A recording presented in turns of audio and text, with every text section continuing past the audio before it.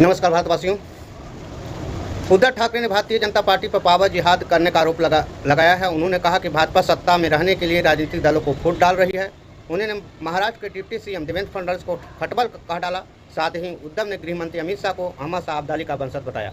उद्धव ठाकरे ने कहा कि अगर मुसलमान हमारे साथ है तो हम उन्हें अपना हिंदुत्व समझाएंगे, तब हमें औरंगजेब फैन क्लब होंगे, लेकिन जो आप कर रहे हैं वह सत्ता जिहाद है। ठाकरे ने आगे कहा कि भाजपा के सहयोगी नीतीश कुमार, चंद्रबाबू नायडू हिंदुत्ववादी सब व्यक्ति हैं क्या? अमित शाह बताएं उनका हिंदुत्व कैसा है? गृह मंत्री को संघ का हिंदुत्व मान्य क्या है? इस वजह से भाजपा ने जो शुरू किया है वह पावर यानी सत्ता जिहाद है। सबसे पहली बात है कि जो SC/ST के लिए जंग छिड़ा हुआ है, वो 21 तारीख को जो पूरा भारत के बंद का ऐलान किया गया है, इस पर पहला विरोध चंद्रशेखर आजाद सांसद ने किया। उनके वक्तव्य सुनिए कि वह क्या कहना चाह रहे हैं। सुनिए। कि मैं लगातार लाइब्रेरी जाता हूँ, कॉन्स्टिट्यूशन असेंबली की डिबेट्स जब ये रिजर्वेशन पैटर्न है उसको स्टडी करने के लिए आज भी मुझे उसको जाना पड़ेगा। बहुत इंपॉर्टेंट है क्योंकि डॉक्टर बाबा साहब अम्बेडकर के जो है बहुत सारे जो है बातें चर्चा उन्होंने जो है उनके कोर्स में यूज किया है। लेकिन बड़ी बात यह है कि ये पॉलिसी हमने अंग्रेजों के समय से सुनी, डिवाइड एंड रूल। मुझे ऐसा लगता है कि ये जो एकजुटता शेड्यूल कास्ट ट्राइब के लोगों में बनी है, उसको तोड़ने के लिए डिवाइड एंड रूल की पॉलिसी को क्या किया जा रहा है। अभी मुझे इसमें ये भी जानकारी करनी है कि माननीय सर्वोच्च न्यायालय में जिन जजों ने ये ऑर्डर किया है उसमें से SC/ST कितने हैं, ये बहुत इंपॉर्टेंट है। अगर आप वर्गीकरण करना ही चाहते हैं तो मैं चाहता हूँ सर्वोच्च न्यायालय से बात होनी चाहिए। भाई वहाँ तो लंबे समय से कुछ ही परिवार का क्या, और चलो SC/ST OBC को आप ऑप्शन नहीं दे रहे हो, लेकिन क्या सामान्य जाति के लोगों में ऑप्शन नहीं है तो उनको भी आप मौका नहीं दे रहे। तो अगर आपको करनी है किसी वर्गीकरण की बात, तो शायद नहीं की जाए। सर्वोच्च संस्थान के लिए क्या करना चाहते हैं? क्या मॉनिटरिंग की गई SC/ST के जो आपने ऑर्डर किया था रिजर्वेशन प्रमोशन का? आपने कहा सरकार दे सकती है, क्या मॉनिटरिंग किया आपने? SC/ST का बैकलॉग भरा गया, आपने मॉनिटरिंग की? SC/ST में 8 बच्चों से जो रिक्तियां जाती है आपने मॉनिटरिंग की? क्या आपको जानकारी है कि क्या करें SC/ST को जो रिजर्वेशन मिल रहा है उनकी आर्थिक स्थिति क्या है आपके पास? बंद कमरे में बैठे कुछ फैसला ले लिया जाएगा और मैंने तो मुझे फिर कॉन्स्टिट्यूशन के साथ खड़ा पड़ेगा। आर्टिकल 341 क्या कहता है? क्या ये आर्टिकल 341 का वायलेशन नहीं है? आपने इकोनॉमिक वीकर सेक्शन के आधार पर EWS के फैसले को जो है मान्यता दी थी, क्या वो एंटी कॉन्स्टिट्यूशनल नहीं था? तो बहुत सारी चीजें। फिर एक और जस्टिस हैं बेला द्विवेदी, उनके फैसले को भी उन्होंने असेंबली जजेस को भी स्टडी करना पड़ेगा। तो इसलिए बहुत बड़ा विषय है। अगर कोई हमें बांटने का प्रयास करेगा किसी गलत मंशा से, अगर वास्तव में जो लोगों को उठाना चाहते हैं तो जो जितना MSS करके संविदा लेटर एंट्री और तमाम तरह के ठेकेदारी करके जो SC/ST की नौकरी खाया जाता है उसको भी आप देते थे। तो ये बहुत कुछ इसमें देखेंगे, इसको देखेंगे और फिर प्रेस करके प्रेस क्लब में अपनी पूरी बात कर रखें क्योंकि ये बड़े समुदाय का मामला है। ये मेरे व्यक्तिगत का मामला नहीं है, ये एक बड़े समाज का जो आजादी के 75 साल बाद भी जिसको अमृत काल कह रही है, सरकार अमृत काल कह रही है, और जिसको कह रहे हैं विकसित भारत के 5वें देश की दुनिया की 5वें अर्थव्यवस्था की बात हो रही है, वहाँ SC/ST कहाँ खड़ा है? क्या कास्ट SC/ST खत्म होगी? क्या जाति के आधार पर क्या स्टेटस बदल जाता है? एक IAS के जज का शेड्यूल ट्राइब का स्टेटस बदल जाता है?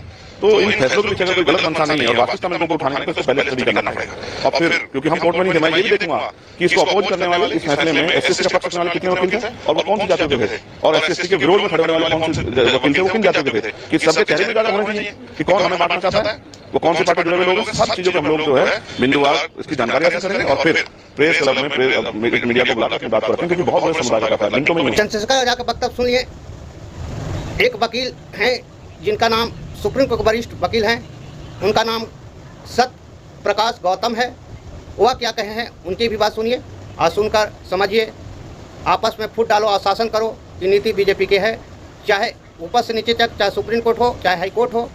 और उसमें चंद्रशेखर आजाद ने सही कहा है कि जो यह फैसला दिया गया है उसमें SC/ST पिछड़ा वर्ग के कितने सदस्य थे और सही प्रश्न चिन्ह लगाए हैं। और आगे सुनिए वकील साहब क्या कहे हैं।